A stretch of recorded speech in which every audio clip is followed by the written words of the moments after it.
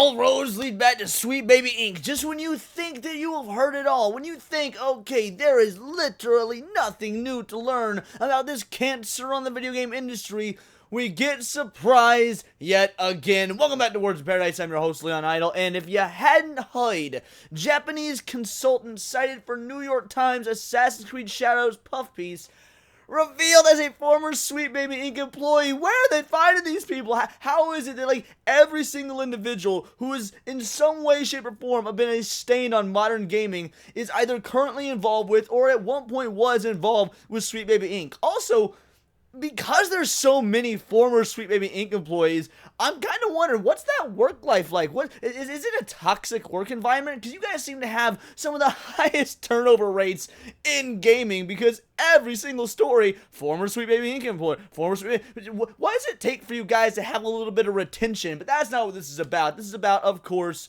the individual who is a consultant, who was trying to do, again, a puff piece for the Assassin's Creed Shadows game, who is supposed to be an actual Japanese consultant, a truly Japanese historian.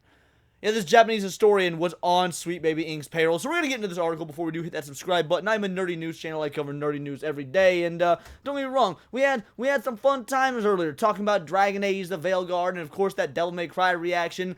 But look, we got to get our Gamergate 2 grift going on. So in a prime example of the incestuous nature of the modern day video game development and video game journalism industries, an industry consultant whose anecdotal experiences were cited by the New York Times as proof positive that the Assassin's Creed Shadows is being well received by Japanese audiences has been found to be a former employee of Sweet Baby Inc. Spencer, you got away with words, brother. I mean, the incestuous nature. Oh, you love to hear it. And this is 100% true.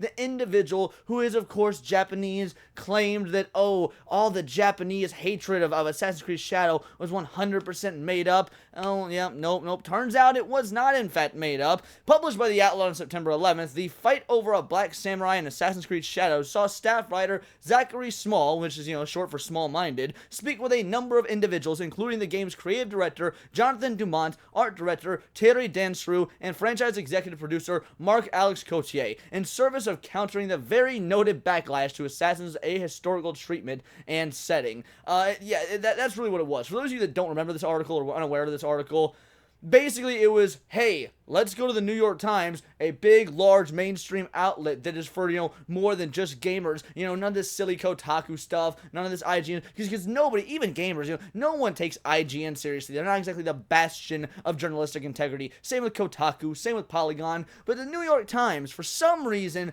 that publication's name still got a lot of weight to it. So if they can break this massive story of these angry white incel gamer trolls to the masses and make, all of us, and of course all of you, look like absolute buffoons in the eyes of the normal people, the industrious people who still read the New York Times like good God-fearing Americans, yes, it of course would be a large boon for their movement, and it would absolutely destroy everything that we've been building upon. Except it hasn't seemed to work. The backlash over Assassin's Creed Shadows, explained in the New York Times staffer, compelled the French company Ubisoft to remind players that its games were ultimately works of fiction. Although grounded in history, experts say that Yasuke was... Look, we got all that. We don't really care about that. We know, we've heard this over and over and over. What we care about is this right here. In addition to allowing the aforementioned members of the Shadows dev team a platform to defend their creative choices, Small also spoke to Kazuma Hashimoto, a Japanese consultant and translator who purportedly works for the Western video game industry. Yes,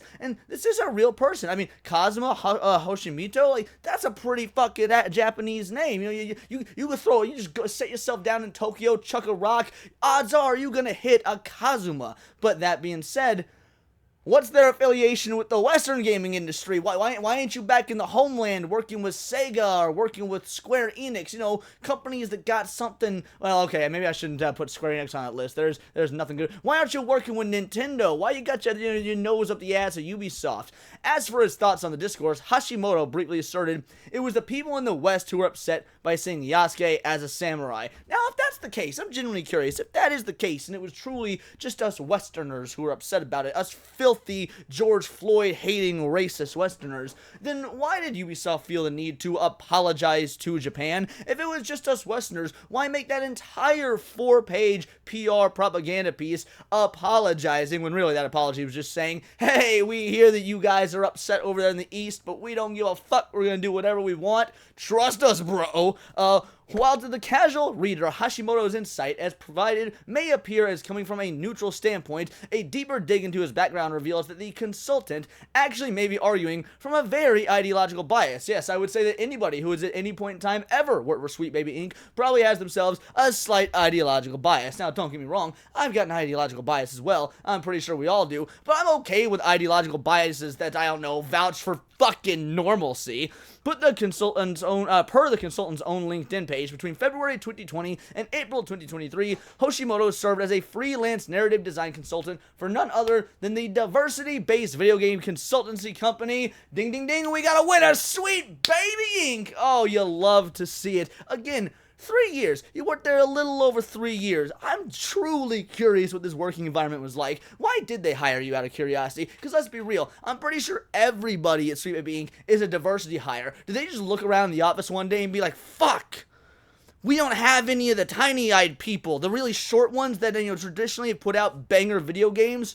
We need to get us one of those, and that's how you got hired. It wasn't because of any intrinsic skill or talent you have, because thus far, I've not seen anything that's come out your mouth that would show me that you have any intrinsic skill or knowledge, just your own ideological leanings in an attempt to push a propaganda message. While there, Hashimoto provided consultation on various AA and AAA titles under Sweet Baby Inc., including the works unannounced Square Enix, Ubisoft, and Insomniac titles, alongside researching and crafting characters for upcoming titles, both new and existing IPs, assisted in foundational world building and character creation for new IPs. This has included writing lore for gameplay maps and backgrounds for major characters. Now, I know I just said I doubt they have any credentials, and now we're over here like, oh, look at these credentials. But also, I mean, it's working for Sweet Baby Inc. really, being any sort of creative. I'm sure their whole input was, well, this map doesn't have enough inner cities, and this game doesn't have enough black people, so, let's make those changes. And I don't know, maybe they did it with an accent, but I'm not going to do the Chinese accent. But yeah, I'm gonna be real. Like, whatever is on homie's resume is just as much of a fluff piece as what we got from the New York Times in regards to the Assassin's Creed Shadows article. Worked collaboratively with teams to create authentic representations of marginalized individuals. I swear to Christ, I hadn't even read this part yet. Oh, Spencer, your words just seeping through me. And constructive criticism, offering suggestions for teams to implement through various brainstorming sessions and sensitivity reading. Now, to be fair, if there is anyone that I would trust to lead the brainstorming sessions, it is the Asian. They are the smartest of all the races. Help localize game scripts. Oh, my dear Heavenly Father, they're a fucking localizer as well. What can't this person do? Tell me, are you a black belt? Helped localize game scripts to not only make sure the original intent of the character dialogue stayed intact, but was also grammatically correct in English. And somehow, I feel like it failed on that in every level, because there is no such thing as a modern day good localization because of you ideological fucking buffoons. Kazuma Hoshimino's resume entry for Sweet Baby Inc. via LinkedIn. Additionally, following their tenure at Sweet Baby Inc., Hashimoto then became a freelance features and review writer for Polygon, where they still currently contribute. So they went from being, actually indoctrinating the ideologies of the video games themselves, hey, working hands-on in the industry to destroy gaming, and they just decided to move over to being a writer for advocacy of destroying gaming. It's kind of amazing how that works. Remember that word that Spence said earlier in the article, incestuous? Yeah, I get that you're Asian, that you're Japanese, but homie, you must have been born in Arkansas with all the incest that's going around in this bitch. This is, look, we don't even need to go anymore. I feel like the case is made. I feel like the point is made. We have individuals out there trying to say, oh, the Japanese aren't mad at this game. In fact, it's just a bunch of racist Westerners that are cosplaying as Japanese people, which is ironic considering you work at an establishment that is all for men cosplaying as women, but that's neither here nor there. But no, the fact of the matter is, the Asians are still probably pretty pissed off at Assassin's Creed because, again, Ubisoft had to apologize. There are, in fact, lots. Remember how there was that, right-wing, right-wing Japanese, sort of sector that was trying to petition the government for an investigation into the game.